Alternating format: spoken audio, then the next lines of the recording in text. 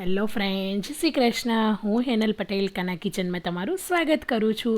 તો આજે આપણે દૂધીના મિની મુઠિયા બનાવી લઈશું, જે ખાવામાં ખૂબ જ ટેસ્ટી હોતા હોય છે ને બાળકોને તો લંચ બોક્સમાં આ રીતે તમે પણ બનાવીને આપી શકો છો.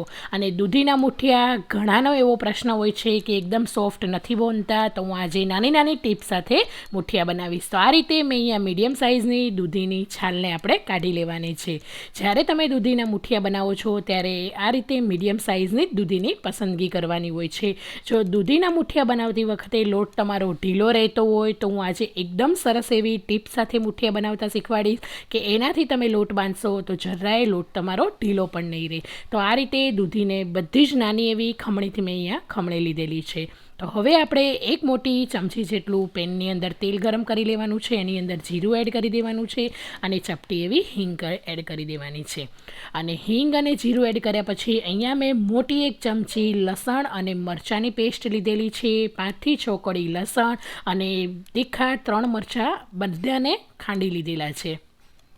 તો આ રીતે લસણ મરચાંની પેસ્ટ જે છે આપણે કાચી નથી એડ કરવાની. આ રીતે તેલની અંદર તમે એડ કરશો તો મુઠિયાનો ખૂબ જ સરસ એવો ફ્લેવર આવશે અને જે લસણનો જે ફ્લેવર છે એકદમ સારી રીતે મુઠિયાની અંદર પડી પણ જશે.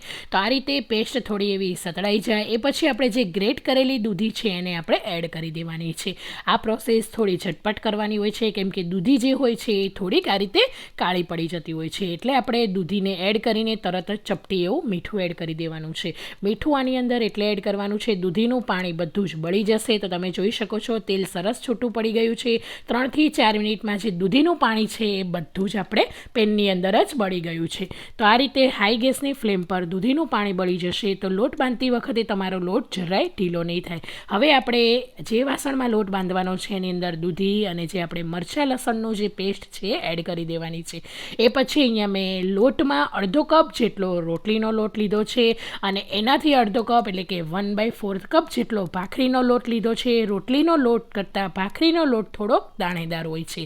અને એ પછી અહીંયા મોટી એક ચમચી જેટલો આપણે ચણાનો લોટ લેવાનો છે. જેને સહેલું માપ જેટલો રોટલીનો લોટ લો છો એનાથી જ અડધો આપણે ભાખરીનો લોટ લેવાનો છે અને 2 ટેબલસ્પૂન કે પછી 1 નાની ટેબલસ્પૂન ચણાનો લોટ લેવાનો છે. અને આ રીતે દહીં એડ કરવાનું છે. તો દહીં મેં અહીંયા અડધાનો અડધો કપ એટલે કે અહીંયા મેં દહીં જે છે 1/8 કપ લીધેલું છે. દહીં તમારે ખાટું લેવા અને અહીંયા મસાલામાં તલ, વરિયાળી, જીરું, લાલ મરચું પાવડર, ધાણા જીરું, હળદર અને અજમો લીધેલો છે.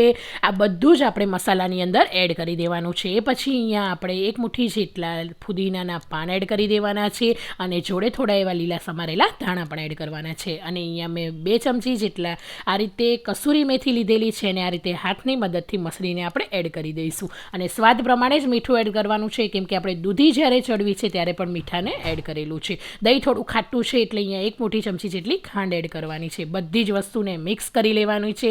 જો તમે આ રીતે લોટ બાંધશો અને ખાટું દહીં હશે તો તમારા મુઠિયા એકદમ સોફ્ટ બનીને તૈયાર થઈ જશે. આમ તો તમારે પાણીની જરૂર નહીં પડે, પણ જ્યારે જો તમને એવું લાગે કે લાસ્ટમાં લોટની અંદર બાઇન્ડિંગ કરવામાં થોડું પાણી જોઈએ છે તો અડધીથી 1 ચમચી જેટલું જ પાણી આપણે એડ કરવાનું છે અને તે લોટ સરસ એવો દૂધીમાંથી જ બંધાઈ જશે. તો લોટ આપણો એકદમ સરસ એવો તૈયાર થઈ ગયો છે.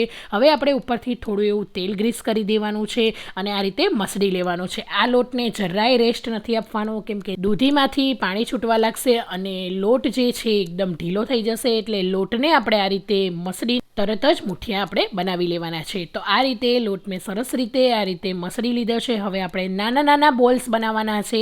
તમે જે પૂરી બનાવો છો એનાથી પણ અડધો જ આપણે આ રીતે લુઓ લેવાનો છે અને રાઉન્ડ શેપ કરીને આ રીતે થોડા એવા લાંબા કરી લેવાના છે. તો તમે જોઈ શકો છો એકદમ નાના નાના મુઠિયા બનીને તૈયાર થઈ ગયા છે. અને જો આ રીતે તમે મુઠિયા બનાવશો તો અંદર સુધી ખૂબ જ સરસ રીતે ફટાફટ ચડી પણ જતા હોય છે અને ખાવામાં તો એટલા ટેસ્ટી લાગતા હોય છે. અને બાળકોને લંચ બોક્સમાં પણ તમે આ રીતે મિની મુઠિયા આપી શકો છો. તો મેં અહીંયા બધા જ આ રીતે મિની મુઠિયા તૈયાર કરી લીધેલા છે. તો તમે જોઈ શકો છો એક સરખા શેપમાં આપણા મિની મુઠિયા તૈયાર છે. હવે સ્ટીમરની પ્લેટને આ રીતે તેલથી આપણે ગ્રીસ કરી લેવાનું છે અને બધા જ મુઠિયાને આ રીતે મૂકી દેવાના છે.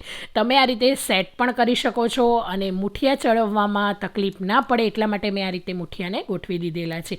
તમે ઉપર પણ એડ કરી શકો છો. તો આ રીતે મુઠિયા આપણા તૈયાર છે. હવે સ્ટીમરમાં પાણી ઉકળી ગયું છે તો પ્લેટને આપણે મૂકી દેવાની છે અને 35 થી 40 મિનિટ સુધી આપણે એને સ્ટીમ થવા દઈશું.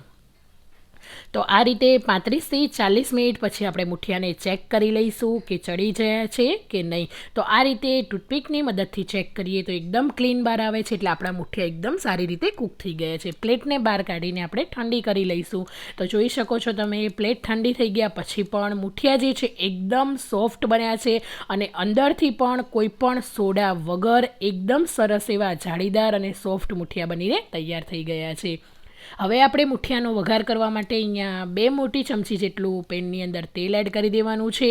અહીંયા 1 ચમચી જેટલી આપણે રાઈ એડ કરી દેવાની છે. રાઈનું પ્રમાણ થોડું વધારે રાખવાનું છે અને એ પછી આપણે અડધી ચમચી જેટલું જીરું એડ કરી દઈશું.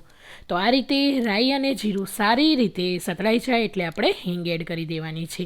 હિંગ અહીંયા આપણે ચપટી એડ કરી દેવાની છે. એ પછી અહીંયા લીમડો, મરચાં અને અહીંયા મેં તલ લીધેલા છે. તલ 3 મોટી ચમચી છે. લીમડાના પાન અને તીખા લીલા મરચાં લીધા છે. જો બાળકો ખાવાના હોય તો તમે મોળા મરચાંનો પણ ઉપયોગ કરી શકો છો. બધું જ સારી રીતે મિક્સ કરી લેવાનું છે. બસ મરચાં જે છે થોડા એવા કૂક થઈ જાય ત્યાં સુધી જ આપણે આ બધા જ મસાલાને એકદમ સારી રીતે ચડવી લેવાનો છે. એ પછી હવે આપણે જે મુઠિયા સ્ટીમ કરીને રાખેલા હતા એને આપણે એડ કરી દેવાના છે. મુઠિયા ઠંડા થશે તો પણ એકદમ સોફ્ટ જ રહેશે અને ખાવાની એકદમ મજા આવશે. એવા આપણા મિની મુઠિયા તૈયાર થઈ ગયા છે. તો જો આ રીતે બધા જ મુઠિયાને મસાલાથી કોટ કરી લેવાના છે. તો તમે જોઈ શકો છો મુઠિયા તૈયાર છે. ઉપરથી લીલા સમારેલા ધાણાને સ્પ્રિંકલ કરી લેવાના છે. તો એકદમ ટેસ્ટી એવા અને ઝટપટ બની જાય તેવા આપણા મિની મુઠિયા તૈયાર છે. બાળકોનો જરૂરથી એકવાર આ રીતે મિની મુઠિયા બનાવીને લંચ બોક્સમાં આપજો કે એકદમ હેલ્ધી પણ બનશે અને ખાવામાં પણ ટેસ્ટી લાગશે. ચા સાથે પણ ખાવાની ખૂબ જ મજા આવતી હોય છે. તો તમે પણ આ મિની મુઠિયા જરૂરથી એકવાર ટ્રાય કરજો. Thank you for watching. મળીએ આપણે નવા વિડીયો સાથે.